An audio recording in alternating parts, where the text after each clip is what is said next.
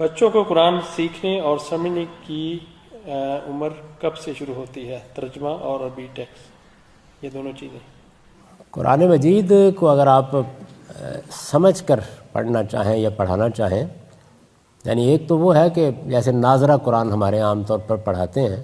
وہ تو بہت چھوٹے بچے بھی پڑھ لیتے ہیں، اس لیے کہ اس میں کوئی فہم کا یا سمجھنے کا کوئی دخل نہیں ہوتا۔ اس میں تو در حقیقت ایک قاری آ کے بچے کو یہ بتاتا ہے کہ الفاظ کو تم نے کیسے ادا کرنا ہے، اور یہ جس کو آپ قرات کہتے ہیں یہ کیا چیز ہے؟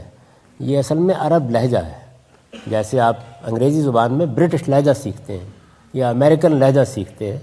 تو ایسے ہی عربوں کا جو پرانا لہجہ ہے عربی زبان بولنے کا، اس کو قرات کہا جاتا ہے عام طور پر۔ تو یہ لوگ سیکھتے سکھاتے ہیں،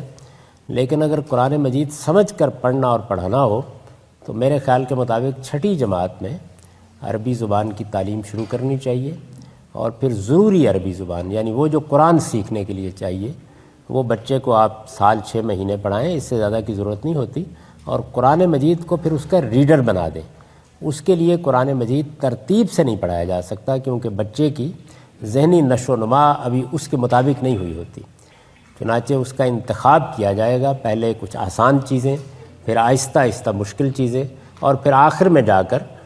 میرے نزدیک اگر آپ اس کا مدت کا تعین ہی کرنا چاہیں تو 11ویں 12ویں تعلیم کے سال میں، یعنی یوں سمجھ لیجئے کہ کوئی 17-18 سال کی عمر میں، وہاں پھر آپ پورا قرآن مجید پڑھا سکتے ہیں۔